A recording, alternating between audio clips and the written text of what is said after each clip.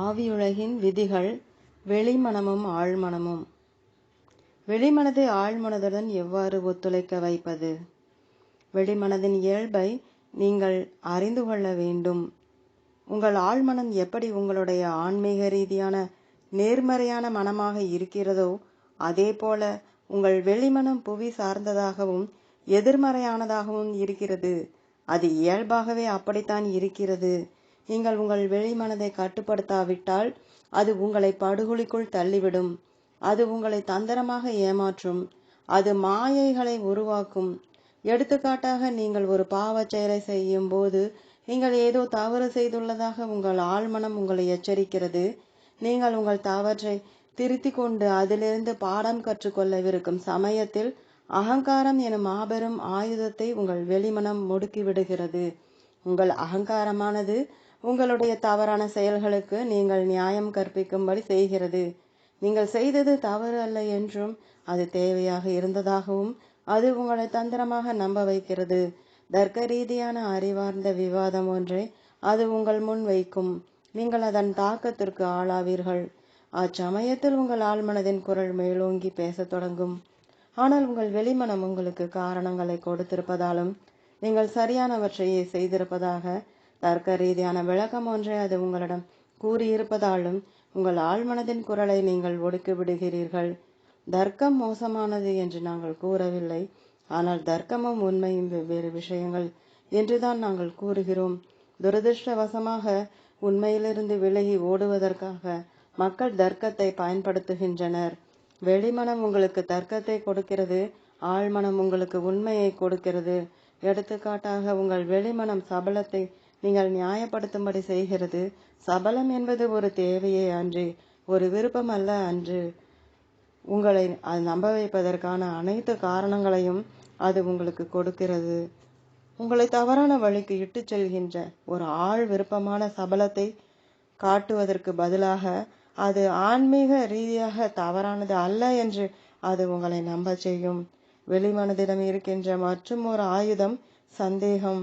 உங்கள் விசுவாசத்திற்கும் அறிவுக்கும் சவால் விடுகின்ற சந்தேகத்தை அது உங்களுக்குள் விதைக்கும். ஆழ்மனம்தான் உண்மையின் உறைவிடம். எனவே அதற்கு எல்லாம் தெரியும். சந்தேகத்திலிருந்து மீள்வதற்கு அது உங்களுக்கு உதவுகிறது. ஆனால் அது உங்கள் ஆன்மாவை வழிநடத்த நீங்கள் அனுமதித்தால் மட்டுமே அது சாத்தியம். சந்தேகம் எனும் விதையை நீங்கள் பராமரித்து வளர்த்தால் ஆவி உலகத்துடனான உங்கள் தொடர்பை நீங்கள் மெதுவாக பலவீனப்படுத்துகிறீர்கள். ஏனெனில் சந்தேகம் இறுதியில் ஒரே ஒரு கேள்விக்குத்தான் இட்டுச் செல்கிறது: நான் கடவுளை நம்புகிறேனா? உங்கள் ஆழ்மனம்தான் உங்கள் எஜமான்.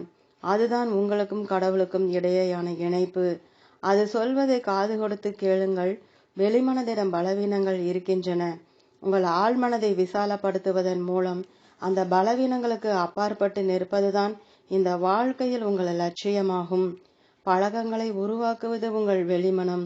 அதுதான் அதன் மிக மோசமான அம்சம். எனவே மோசமான பழக்கங்களை ஏற்படுத்தி கொள்வதில் அதற்கு எந்த தயக்கமும் இருப்பதில்லை. கர்வத்தோடு இருப்பது எனக்கு பிடித்திருக்கிறது, நான் ஏன் மாற வேண்டும் என்று அது கேட்கக்கூடும். ஆழ்மனம் ஒருபோதும் தேங்கி கிடப்பதில்லை. அது தொடர்ந்து வளர்கிறது. நீங்கள் உங்கள் சக மனிதர்களை முட்டாளாக்கலாம், உங்களை நீங்களே முட்டாளாக்கி கொள்ளலாம். ஆனால் கடவுள் கொடுத்துள்ள ஆழ்மனதை உங்களால் ஒருபோதும் முட்டாளாக்க முடியாது. ஒரு நபரின் ஆழ்மனம்தான் ஆகாய பதிவேட்டில் பதிவுகளை ஏற்படுத்துகிறது. கடவுள் தங்களை தண்டிக்கிறார் என்று மனிதர்கள் நம்புகின்றனர். ஆனால் அவர்கள் தவறான பாதையில் செல்லும் போது அவர்களுடைய ஆழ்மனங்கள் தான் அவர்களை தண்டிக்கின்றன. ஏனெனில் ஒருவருடைய ஆன்மாவின் இயல்பு அவருடைய ஆழ்மனதிற்கு தெரியும். ஆவியுலகையும் உங்களுடைய முந்தைய பிறவிகளையும் பற்றிய நினைவுகள் உங்கள் வெளிமனதிடமிருந்து மறைத்து வைக்கப்பட்டிருக்கின்றன. உங்கள் ஆழ்மனதிற்கு ஆவியுலகை பற்றிய நினைவு இருக்கிறது. பூமியில் நீங்கள் எடுத்துள்ள விபரங்கள் அனைத்தும் அதற்கு தெரியும்.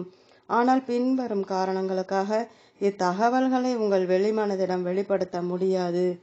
1. உங்களுடைய முந்தைய பிறவியில் நீங்கள் செய்த பாவங்கள் உங்களுக்கு நினைவிருந்தால் அந்த நினைவுகள் உங்களை துரத்தும். நீங்கள் வளர்வதிலிருந்து அது உங்களை தடுக்கும். எடுத்துக்காட்டாக, உங்களுடைய முந்தைய பிறவிகளில் ஒன்றில் நீங்கள் யாரையேனும் காயப்படுத்தி இருந்தால் இப்பிறவியில் அந்த குற்ற உணர்வுடன் கையாள்வது உங்களுக்கு மிக கடினமாக இருக்கும். உங்களால் மன்னிக்கவே முடியாது. எல்லா ஆன்மாக்களும் புதிதாக ஒரு வாழ்க்கையை துவக்க வேண்டும் என்று கடவுள் விரும்புகிறார். 2. உங்கள் வெளிமனம் மட்டுப்படுத்தப்பட்டுள்ளது. ஆழ்மனம் அறிந்திருக்கின்ற பல விஷயங்களை புரிந்து கொள்ளக்கூடிய திறன் உங்கள் வெளிமனதிற்கு இல்லை. 3. ஆவியுலகை பற்றிய விபரங்களும் அங்கு நீங்கள் ஒரு நல்ல தளத்தில் இருந்திருக்கும் பட்சத்தில் நீங்கள் அனுபவித்த ஆனந்தமும் மன அமைதியும் உங்களுக்கு நினைவிருந்தால் பூமியில் ஒரு நொடி கூட உங்களால் இருக்க முடியாது. ஆவியுலகிற்கு திரும்பிச் சென்று விட வேண்டும் என்று உங்களுக்குள் ஒரு தீவிர ஏக்கம் வரும். அது பூமியில் உங்கள் வாழ்க்கையை நரகமாக்கிவிடும். 4. புவியுலகில் உங்கள் வாழ்க்கை ஒரு சோதனை ஆகும். நீங்கள் அனுபவிக்க வேண்டிய கர்மவினை, நீங்கள் உட்பட வேண்டிய சோதனை மற்றும் பயிற்சி ஆகியவை உங்களுக்கு தெரிந்திருந்தால் புவியுலகில் உங்கள் பயணத்திற்கு எந்த அர்த்தமும் இருக்காது. மேலும் எல்லா விஷயங்களும் உங்களுக்கு வெளிப்படுத்தாவிட்டால் பிறகு அது ஒரு சோதனையாக இருக்காது. அனுபவங்களை பெறுவதற்கும் உங்கள் ஆன்மாவை பயிற்றுவிப்பதற்கும் மேன்மேலும் உயர்வதற்கு உங்கள் ஆன்மாவை தூய்மைப்படுத்துவதற்கும் தான் நீங்கள் புவியுலகில் இருக்கிறீர்கள். உங்களுடைய முந்தைய பிறவிகள் உங்களுக்கு நினைவிருந்தால் அப்பிறவிகளில் நீங்கள் செய்த தவறுகளை இப்போது நீங்கள் செய்ய மாட்டீர்கள்.